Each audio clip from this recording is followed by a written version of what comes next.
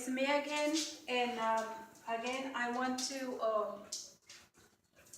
recall um, what is in the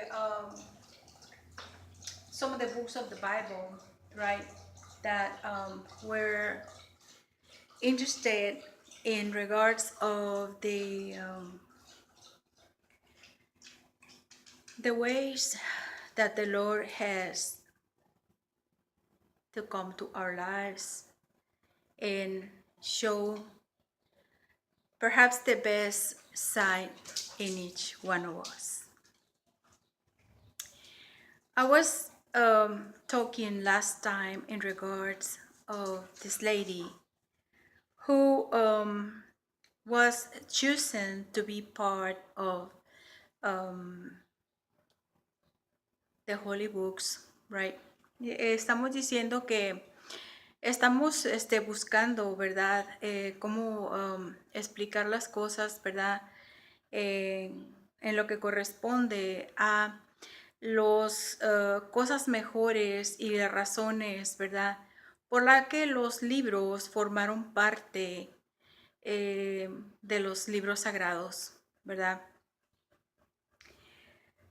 Y terminábamos hablando de Ruth, ¿verdad? We were finishing talking about Ruth, right? Which we were, when the system cut off, we were very close to finish.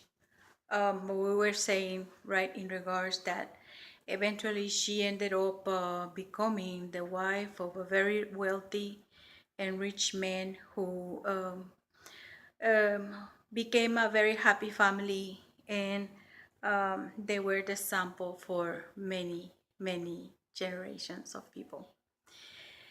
And until now, as this book is remembered by people, right? And we have, right, as the next book, the book of Samuel, right?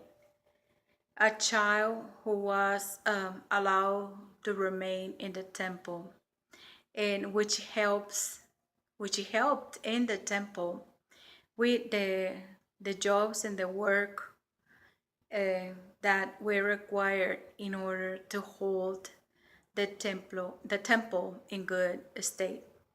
Decimos nosotros que Samuel era un niño que le dieron la oportunidad de vivir en el templo, ayudando en las tareas y las necesidades del templo.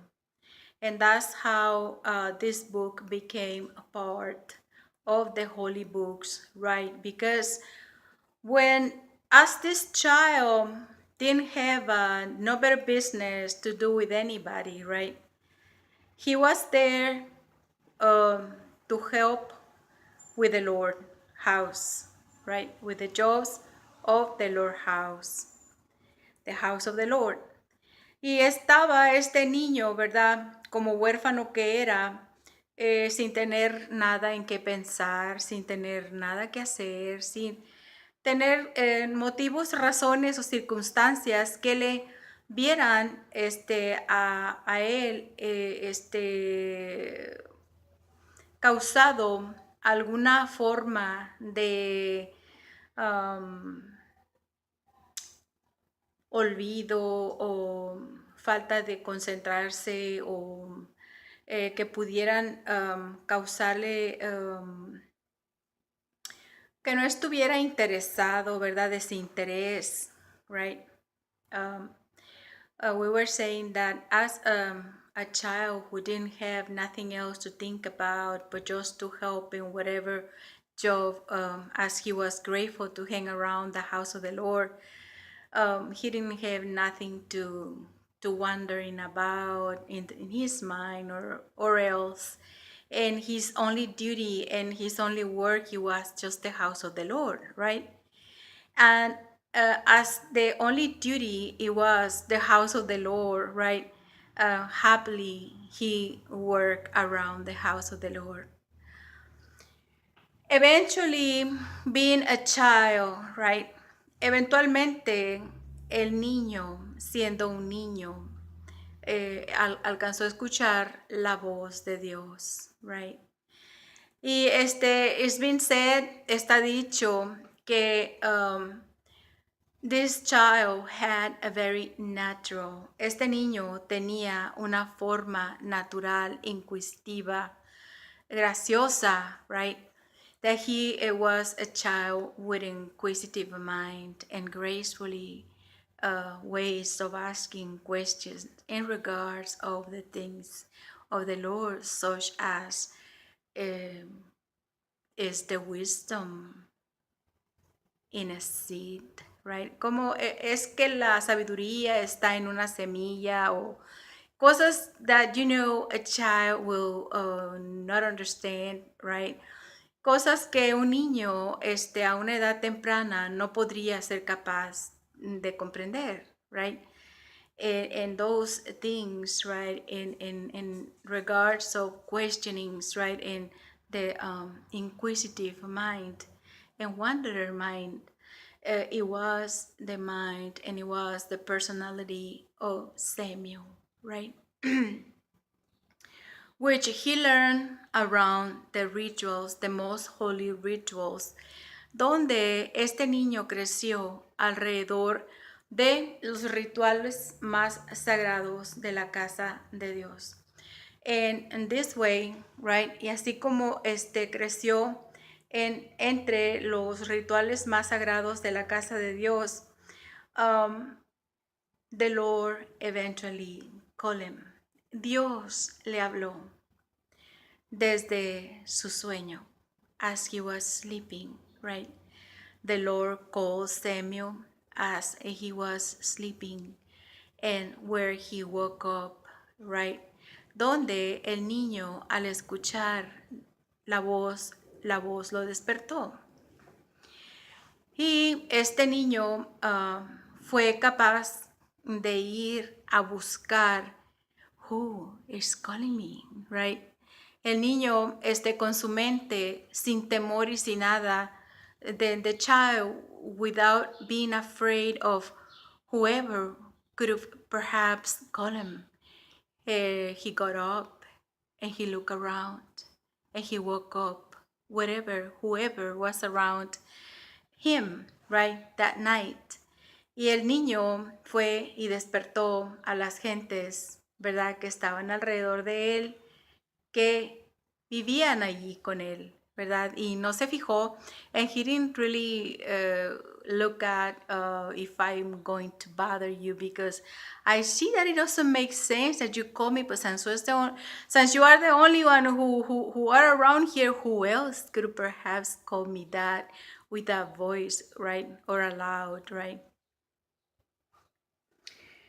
And then he went several times to wake up the people until the wisest man, hasta que el hombre más sabio, which was living in the same place to keep by in the house of the Lord, hasta que el hombre más sabio que estaba ahí, que era probablemente el único que estaba ahí,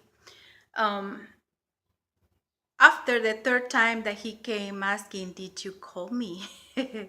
Because he eventually listened for the third time, right? That somebody was calling him, right? And so he got up and he went to wake up this wise man, right? And he for the third time asked, did you call me, right? And so the gentleman said, no, I didn't, but wait. Next time, if you hear somebody calling you, it is the Lord.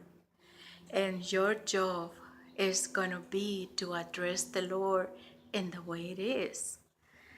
Y le dijo que si era él el que lo estaba llamando, ya era la tercera vez, ¿verdad? Entonces él, más sabio de los que estaban allí, le dice, espera,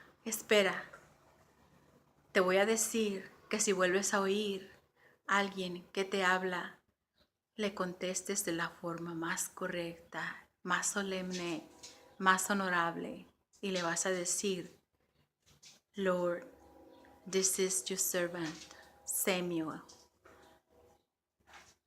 Right? Here I am. Speak to me. Command me. Entonces el niño le diría, yo soy Samuel. Sí, mi Señor. Yo soy Samuel. Yo soy su siervo. Estoy a su servicio. Comándeme. Ordene usted. Right? Nosotros a esos tiempos decimos en qué le puedo servir. Right? Around these times we go around and say people, and that's my name. How can I be a help for you? Right? And you see the ways of addressing people, las formas de poder abordar a la gente, dependiendo la situación, depending the situation is very important. Que todas estas cosas, ¿verdad? La forma como contesta usted a las personas, dependiendo de la situación, es muy importante, ¿verdad? La atención a los detalles, the attention to pay attention to details are very important at all times. Que la atención a prestar a los detalles viene a ser de bastante importancia, right? Y así es, ¿verdad? Como vemos nosotros, ¿verdad? That this book of Samuel, of this little boy, right? Who was hanging around in the house of the Lord because he didn't have a place where to live, became a servant of the Lord, right?